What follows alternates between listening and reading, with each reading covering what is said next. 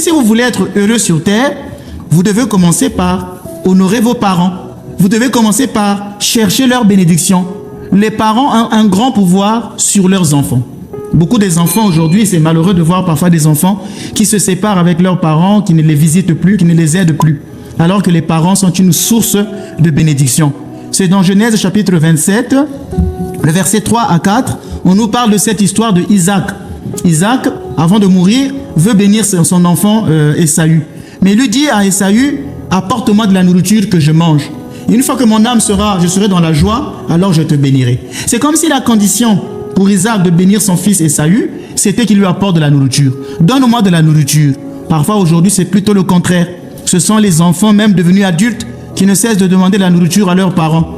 Parfois jusqu'à les voler, à les laisser à leur triste sort en temps de vieillesse, en temps de maladie. Parfois même à déloger leurs parents de leur maison. Ils vont les mettre dans les centres que vous aimez bien mettre les parents. Et on prend entre-temps leur maison, on va les déloger. Alors vous ne pouvez pas vivre une vie d'opulence pendant que vos parents sont dans la disette. Vous ne pouvez pas voler vos parents, faire vers bombance pendant que vos parents sont dans la disette en train de souffrir. Il est vrai que ce n'est pas toujours facile d'aider un père qui n'a pas toujours été le modèle ou l'exemple idéal. Nombreux sont ceux qui n'ont plus rien à donner, plus rien à dire ou qui n'osent plus rien faire pour leur père ou pour leur mère. Mais il ne faut pas, on n'aide pas les parents parce qu'ils sont honorables, mais parce qu'ils doivent être honorés. Ce n'est pas parce qu'ils sont honorables qu'il faut les aider, mais parce qu'ils doivent être honorés tout simplement.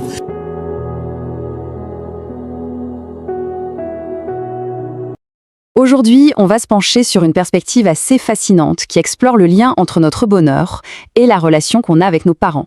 Ce qui est intéressant dans la source qu'on regarde, c'est cette idée assez radicale. Honorer ses parents, ce ne serait pas juste un devoir moral, non, ce serait carrément la condition essentielle pour une vie réussie.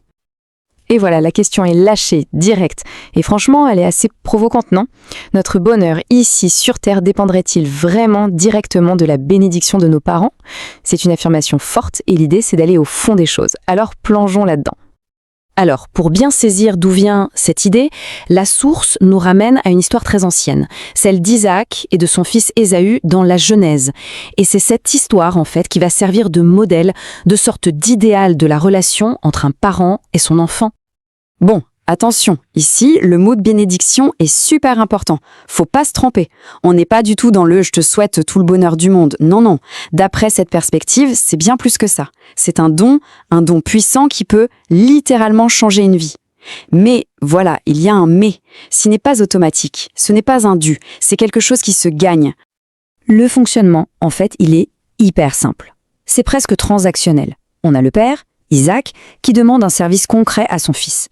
Ensuite, le fils, lui, doit s'exécuter, il doit rendre ce service. Et c'est seulement après, une fois que le père est satisfait, que la bénédiction est donnée. Et c'est ça le point clé. L'enfant donne d'abord. Il doit donner pour pouvoir recevoir. Et là, on bascule. La source prend ce modèle ancien et le met en face à face, en contraste total avec ce qu'elle décrit comme la réalité d'aujourd'hui. Et le mot est fort, on parle d'une inversion, un renversement complet des rôles. Et voilà le point central de l'argumentaire. D'un côté, on a le modèle ancien, où l'enfant donne. De l'autre, la réalité moderne, où, selon la source, l'enfant ne fait que prendre. Même devenu adulte, il continuerait à demander, à prendre sans cesse. Et attention, ce n'est pas une critique abstraite, on parle de choses très concrètes. Ça va de la demande financière constante à des choses bien plus graves, comme voler ses propres parents, les laisser tomber quand ils sont vieux ou malades, et le texte va même jusqu'à mentionner le fait de les placer dans des centres pour récupérer leur maison. Cette citation de la source, elle est percutante. Elle trace une ligne rouge, en quelque sorte, une limite morale très claire. L'idée, c'est qu'on ne peut pas s'épanouir, vivre dans l'abondance, si en même temps on laisse ses parents dans le besoin. Alors là, on arrive au point peut-être le plus difficile de tout le raisonnement. Parce que la source, elle voit venir la grosse objection. Et la réponse qu'elle apporte, elle est radicale. Elle pose ce devoir d'honorer ses parents comme quelque chose d'absolu, d'inconditionnel.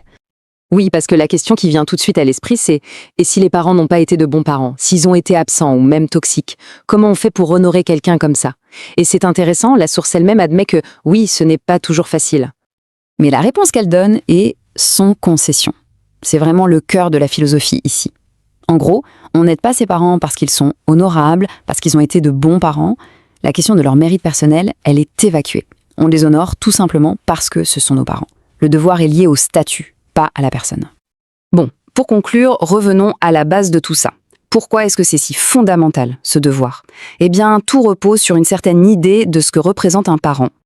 La conviction de base, c'est que les parents ont une place unique. Ils sont vus comme un canal, une source de bénédiction quasi naturelle pour leurs enfants.